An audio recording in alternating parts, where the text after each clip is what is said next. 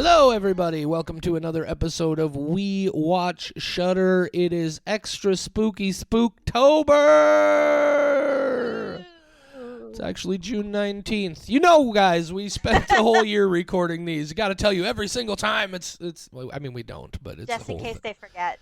They're They're going to be mad at us the second episode. Oh yeah, that, by the end of the we month, can't they're do gonna be anything about it. They're gonna be so mad that we keep pointing it out. Sometimes this is just for us, just for us. So as you know, here on We Watch Shudder, we've been talking about. I almost forgot. My name's JD, and who's here with me? It's Michelle. It's Michelle, everybody. It's always Michelle. Yeah, so here on We Watch Shudder, that's what we do. We watch movies on the Shudder streaming service. Original and exclusive titles from Shudder. Every week we do the new one. They've been putting out one a week pretty much all year. Every now and then they miss one, but they're pretty consistent, pretty impressive. This month, though, in October, we're taking that kind of 30 Days of Horror Movies October concept and going back and catching up on some of the titles that were released before we started the show. And we've had a lot of interesting movies to talk about this month. Today, though, we have a particularly unique one. Michelle, why is that? Because it is a documentary instead of a horror movie itself. Right. What we're talking about today is the documentary film Leap of Faith, William Friedkin on The Exorcist. Like we do, I'm going to go ahead and hit you with the official description from the Shudder website here. A lyrical and spiritual cinematic essay on The Exorcist, Leap of Faith explores the uncharted depths of William Friedkin's mind's eye, the nuances of his filmmaking process, and the mysteries of faith and fate that have have shaped his life and filmography as told by the man himself. The film marks the sixth feature documentary from Alexander O. Philippe, continuing his thoughtful analysis of iconic genre films. A Shudder original. Michelle! Tell us your spoiler-free... I don't know if there aren't really spoilers for a documentary, but tell us your basic introductory thoughts on this film. Okay, so my spoiler-free thoughts are the same as my regular thoughts. Right. So I would say that watching this documentary and then watching The Exorcist again, that is a 5 out of 5 experience. You learn a lot from William Friedkin. I think it is an interesting approach to have just one man talking about what is obviously a very well-loved movie. There are no other actors or anything else. At one point, an interviewer asks a question, but aside from that, it is just William Friedkin monologuing. It felt kind of like a college lecture at times, and there's I have mixed feelings about that because that's not my preference to learning information, but it does get very, very interesting even in that format partway through. So I think there are going to be a lot of people who watch this religiously and get a lot of information from him about how he made this film and taking tips and really listening to his guidance. For me, that wasn't really it, but I was still fascinated. So I will give it a 4 out of 5 skulls for me, and that is not a reflection on the movie itself, which is obviously a 5 out of 5. Yeah, and you're absolutely right there. Like on paper, frankly, this sounds like the most dull and boring film in the world, even for a documentary. It is literally a one-sided conversation about the making of the film and the thought processes behind the film. It's a one-sided conversation about that with William Friedkin. He's the only person on the screen. It's just him talking about the movie, interspersed with footage from the film, showing the things he's talking about, or clips from some of his other films, because they do talk about other films that he made, including The French Connection and the one with Roy Scheider, who that I'm forgetting the name of now, and I feel terrible because I should know it. Anyway, and yes, every now and then you do hear the voice of Alexander Philippe off camera asking a question, but it's just those two guys having a conversation, and then they just show us Friedkin's side of the conversation. But if, as you said, because Michelle and I both watched the documentary and then watched the film, The Exorcist, afterwards. I've seen The Exorcist a bunch of times. I've seen Leap of Faith once before, and you're absolutely right. That experience, these two as a package deal, Five Skulls experience. It's super cool. They should market it that way. This documentary should just segue right into the film at the end of it and be like a 4-hour thing, and it's totally worth it. If you are already a fan of The Exorcist, this is must see. It is a masterclass in understanding where a director was coming from, why he did what he did. It reveals some things that, frankly, are a little troubling about how they made this film. And some things that like people say, oh, you'd never be able to make that movie in today's day and age. Well, that might not be a bad thing. But no, it's certainly not something that a random viewer is going to want to wander into. If you've never seen The Exorcist, don't watch this movie. You're gonna hate it. Yes. Well, and it's if you've never seen The Exorcist, definitely see The Exorcist first, and then definitely watch Leap of Faith. And then watch the movie again for the 5 out of 5 experience. And if you have seen the movie, you just skip that first part. You watch Leap of Faith, and then you watch The Exorcist again. The film itself, because of that limitation in its potential audience, I think I'm going to agree with you there. I'm going to go a solid 4 skulls on this one. But again, the overall experience with the two together was super, super cool. I don't know that there's really anything we need to worry about on spoilers here, but, just in case, if you don't want any of those secrets or details about how things happened in The Exorcist spoiled for you, go ahead and hit that pause button right now. All right. So, first thing, Michelle, let me ask you, out of all the things, so you obviously had seen The Exorcist, I would hope, at least several times before you saw this film, right? Yep. So, and myself likewise, both the original theatrical version and the extended version with the added, what do they call it when it came out in 2000? The version you've never seen before. And it's like, yeah, that's because this version has never existed before. So why you put it on me, bro? But out of everything you learned about The Exorcist in Leap of Faith, what was the most impactful, most surprising? What one thing about the process of this film did you come away with the craziest experience of from Leap of Faith? I'm glad when you ask me these interview questions that I always have an answer, because one day you're going to give me this pop quiz and I'm going to have no idea. But I have a very, very good answer for this. What I found surprising is that... Side note, before you say it, I just want to butter myself up. That's because I'm really good at asking questions. I am not good at finding out answers. Of course you have an answer to that question. That's why I asked it. Tell us. Smart. Okay. Although you don't know this answer, I will tell you it now. Anyway, I found it surprising that at the beginning, part of what I didn't like for the first 20 minutes is that a lot of the question or his answer to why is, I don't fucking know. That's just my instinct of why did, but it was just I'm not learning anything. He's just this is instinct. This is just a thing, so it wasn't helping me learn. And that's why it gets much better into the middle of the film. However, the part that surprised me, and I definitely made a note because we had to talk about it, is that for so much of it, he was this is my vision. I am not wavering. This is the music we need. This is the cast I need. Even if I'm going to lose a lot of money by paying off this guy because we're not using him after all, this is how I see it.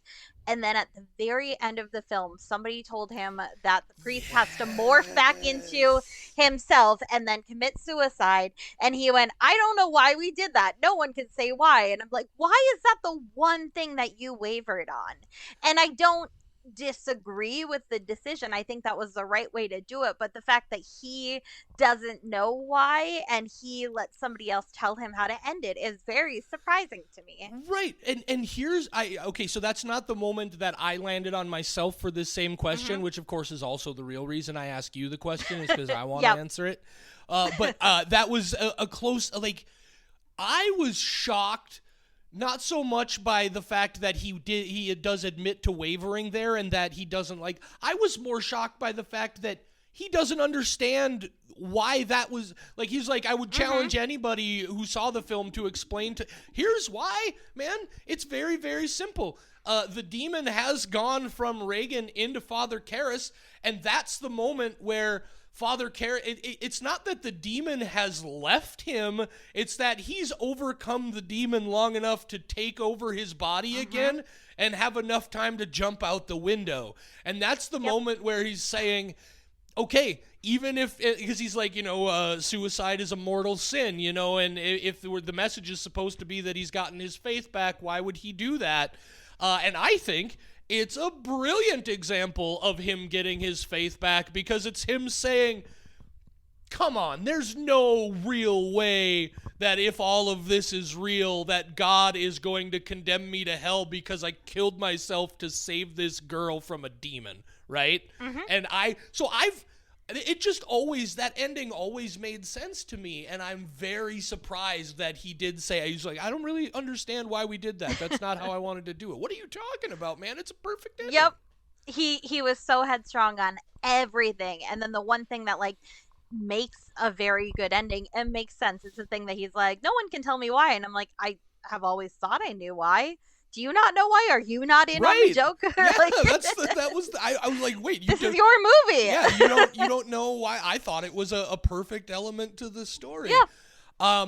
The thing that I wanted to mention that caused me to ask that question is it's actually it's something that I've learned more and more. Like we talked about, I mentioned just briefly a moment ago. I've learned from this film. And from some other documentaries about the making of some of my favorite horror films from the 1970s, there was a period of time where I don't know that I can... I have a certain amount of guilt over enjoying these movies after I understand how they were made. Like, he's talking in the beginning of the film about how, in that scene right at the very end where the other priest has to come and is giving the last rites to Father Karras, and he needs to be super emotional, and he just can't get there. He can't make himself cry. He can't be in that moment of pain and shock and dismay. And so how did Friedkin get it out of him? He walked up, because he's a friend of his, and he's like, hey, we know each other, right? Do you love me? And he's like, yeah. And he just punches him in the fucking face. Just fucking smacks him and then shoves him in front of the camera and shouts action. Like, what the fuck, man? I guess that to me was like not surprising, because I've heard that method used in other stuff. And that's that. I'm just mentioning that as an intro, but the one that got me. Was not the one. No, this just the there's this trend of like, it's like we're doing that, or like when the guy is supposed to react with startled to the phone ringing. He didn't hear a phone ringing on set. I fired off a rifle behind him. Jesus Christ. But the one that gets me... Before you move on, I just have to tell you, knowing that and then watching that scene, I laughed hysterically because his reaction is so like, wow! Like, it is like a terrified reaction to a phone ringing, and now that I know that it was a rifle, I made a note because that is so funny, and I will never, ever be startled. I laughed so hard. This is a telephone ringing in the early 1970s when that was the only kind of telephone ring that exists. He might have been a little startled, but not like that. Yeah, it was great. You can continue. I also wrote down that because it made me laugh so hard now that I know. The thing, and I've seen this documentary a couple of times now, and it's the same thing when he describes in detail Mercedes McCambridge's process in getting to where she felt she needed to be able to pull off the voice of Pazuzu in this film. I'm just like, I don't even know what to say about any of that. She's used to be a terrible alcoholic, and she smoked for a long time and quit because I believe she had cancer. Maybe I'm mistaken. Maybe I'm remembering it wrong. She's like, okay, I can do this, but here's what we're going to need to do. You're going to tie me to a chair in a weird position so I'm kind of in pain, and then I'm going to drink whiskey by the gallon, apparently, having never touched alcohol in years. I'm going to chain smoke cigarettes, and I also need my 2 best friend priests in the room to make sure I don't completely lose myself. What the and fuck, to guys? eat a ton of eggs. You're getting the eggs. The eggs, yeah, guys, we're making a fucking movie here. What the fuck is happening? Like, every time I hear that story, because don't get me wrong, Mercedes McCambridge's voice work performance here is crucial to the success of this film. It's amazing. But I'm just like, geez, like, have you guys never heard of acting? Like, what the fuck, man? And so that gets me so intensely. And again, like I said, people are like, oh, we'd never be able to make a film like this in this day and age. Well, maybe that's not necessarily a bad thing. They don't really talk about it in this film, but of course it's well known in that sequence where Regan is swaying back and forth, slamming up and down on the bed at the waist. They fucked up her back, like, for the rest of her life making that movie. She's like a 14-year-old girl, and they gave her, like, permanent spinal damage. What the fuck? Spinal damage was the mother, whose name I have forgotten, getting pulled backwards and breaking her back. Yes. That too. Yeah, the Mercedes part, I just really appreciated her as a committed actress, and I wish that had been more well known before this documentary. I don't think she got the credit that she deserved, because everybody's obviously talking about the actors they can see, and they're not talking about, like, the voice, but the voice behind it is what makes it, and I don't think she got the credit that she deserved. Yeah, because that is wild. Yeah, it's one of the most insane bits of voice acting that I've ever experienced, and I'm a fan of voice acting in general. Quick side tangent, I'm really depressed that we've reached this age where all the voices in the animated films are just celebrities using their own voice. I miss classic voice acting, and this is one of the most impressive performances ever. It's so great. But learning how she did it is maybe a story I wish I never knew, because holy shit, that was real intense. I also like I said, I feel like this film is really good. I would say, even if you're not necessarily the biggest fan of The Exorcist, you can learn a lot about basic film analysis from this movie. Like, for somebody who's just, younger folks who are just learning about different things, he talks about, if you probably wouldn't have thought about it, maybe just subliminally, but there are a lot of scenes of people going up stairways and up hills. There are a lot of ascending movements in this film, and I always found it interesting that even though ascension is generally considered a metaphor for, rising to heaven or getting better, I always found that element interesting, because they had to ascend to get to where the demon was possessing Regan, right? So it's like hell is at the top of the ascension, and I always thought that was interesting. You mentioned how he talks at the beginning about how like I was, in a lot of cases, just going with my gut.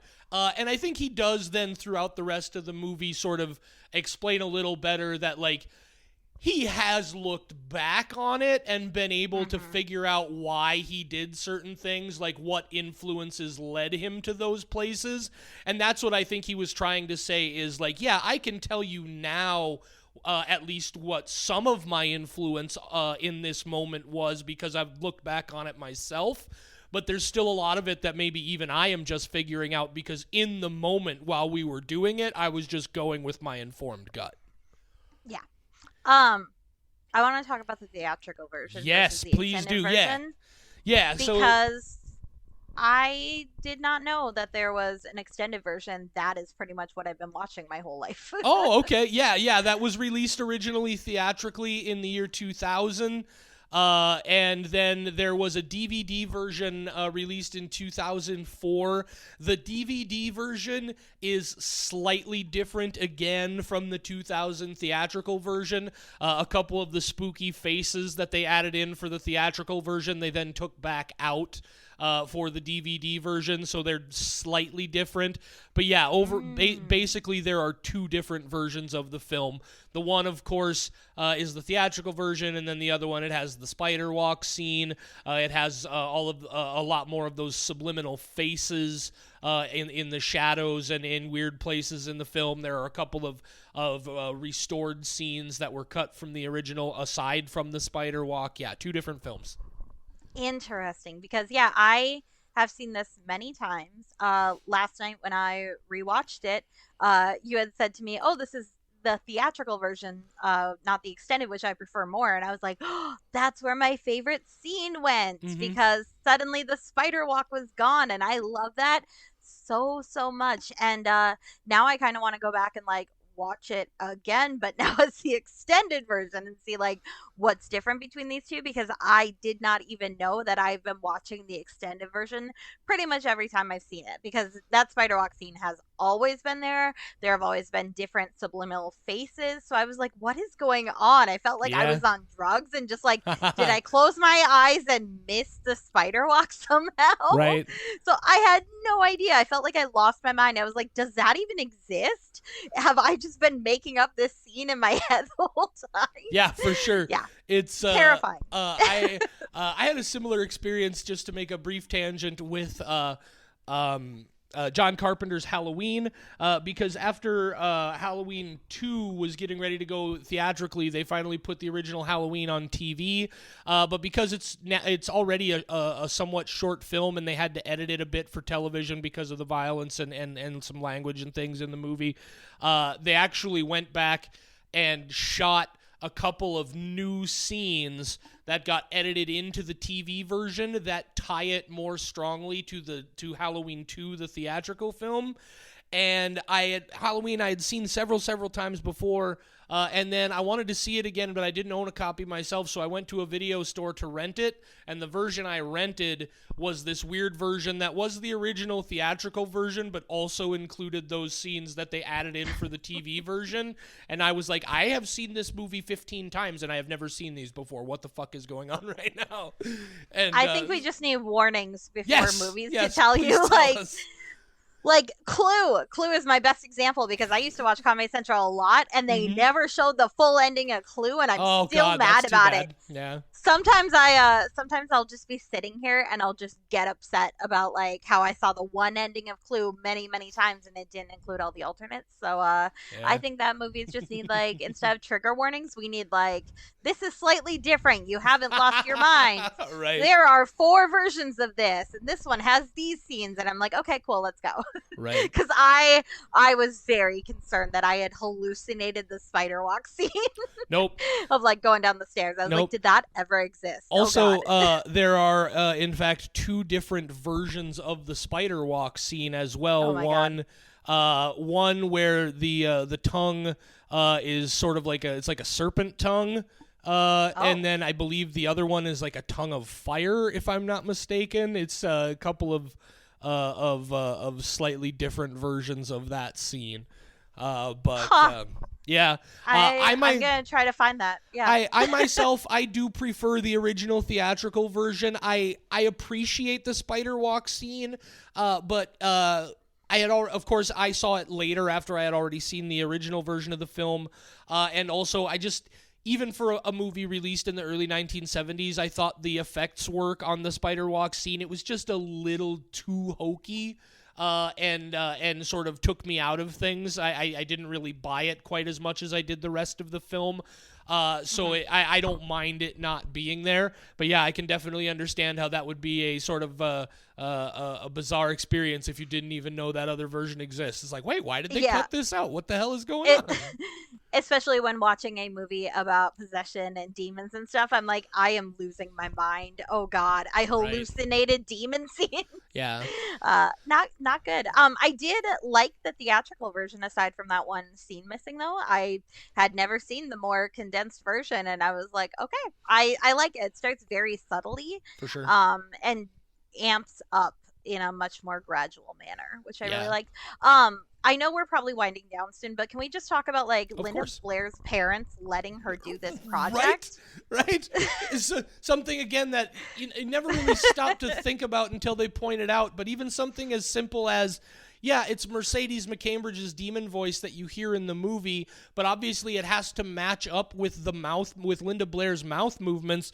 So she had to say everything that the demon says in this movie. Mm-hmm. And then not only does she has to say those things, she has to do those things. She has to be put through those torturous special effects situations. Yeah, like, what the fuck, man? Who decided, yeah, it's perfectly okay for our daughter. We don't got a problem with that. Yeah, and I mean, clearly she was a very good professional, and I could not have handled doing something like this at the age of 14 without bursting into giggles and ruining everything. Right, When they're like, yeah. masturbate with a crucifix, I'd be like, what? Yeah. But like she did it so well, and I'm really glad that she got to go on in her film career and play a part in S Club 7 in LA, because that was a very good show, and I'm really glad that she had this springboard from The Exorcist to yeah, her that role. that was the trajectory of her career. Is she kind of got a little notice from The Exorcist, and then she springboarded to global celebrity stardom with S Club 7. Yeah, there ain't no party like an S Club party, so I'm glad. But yeah, her parents are cool. I am kind of glad you mentioned, because it is one thing about that sequence in The Exorcist that has always been interesting to me, and I think. So in that scene, obviously she's violently masturbating with a crucifix and screaming, "Let Jesus fuck you." But the very next thing she does then is grabs her mother's face, shoves her mother's face into her genitalia, and screams, "Lick me." And that second part, for me personally, has always been way more over the edge than the first part. And I feel like people remember the first part more because of the line, "Let Jesus fuck you." But to me, like in the overall, like I've always felt that second portion is the way is just, if not more extreme, just as extreme. But nobody ever mentions that part. They only mention the first part. And I just wanted to point out that there are some real horrifying things in that movie, I guess. Maybe is what I was. I don't know. I think it's because the first one's like a life motto that you can live by. Let Jesus fuck you is just something that you can, just this is how I live my life. Whereas the second one, lick me, that's like just an action that's taking place. So it's not words to live by that I want on my tombstone when I die, like I do with "Let Jesus fuck you." I feel you. That's fine. Yeah, it's a better tattoo material in the first part. Yeah. So, guys, obviously, like I said, if you've never seen The Exorcist, what are you doing with your life? It's a legend for a reason. I don't think you can officially get your "I'm a legitimate horror movie fan" card until you see The Exorcist. So go do that. If you've already seen it, or once you have finally seen it, I definitely recommend you go check out Leap of Faith and learn a whole lot more about it, and then maybe go watch it again. Michelle, I think you pretty much are right on that same page, yeah? Yes, absolutely. And do not watch Leap of Faith from 1992 starring Steve Martin, which is the first thing that popped up when I typed into IMDb, and I went, is this what we're reviewing? No, totally not. No. So I did go through and update my notes with the full, do not watch Steve Martin's Leap of Faith. Sure. It is a very different movie. There is no Let Jesus I do, there's no "Let Jesus fuck you" in the Steve Martin Leap of Faith film. Disappointing. Could be so much better. Let the preacher fuck you, metaphorically, maybe. But I do also want to quickly point out that Alexander Philippe has done several documentaries about classic horror films. He has one called Memory, which is the story behind the making of Ridley Scott's Alien. That is, at least as of the time of this recording, also available on Shudder. I would assume it still will be by the time you're able to listen to this. He made a movie called Dock of the Dead, which is sort of about the zombie subgenre in general. He also made a movie that I particularly love that isn't really horror-based, called The People versus George Lucas, which is all about sort of fan reaction in the Star Wars community to like the second Star Wars film trilogy and the way some things changed and ultimately led to George Lucas, I would say in the long run, divesting himself of the property to someone else entirely. I think it paints a very interesting and not particularly glamorous and, in my opinion, very accurate portrait of how awful, frankly, a lot of the Star Wars fan base can be. Oh, controversial. This year he does have, or it has come out, a documentary called Lynch Oz, which is Wizard of Oz documentary that I've been really looking forward to, but Oh, have not awesome. seen yet. And I can't remember if it came out or if it's just not on streaming yet. Well, So I'm going to have to keep an eye check out for for that. it. He does a Mm-hmm. great job with this type of documentary work. So check out Leap Yep. of Faith. Go check out The Exorcist again. Come back tomorrow for another Spooktober episode of We Watch Shudder. Ooh, what are we talking about?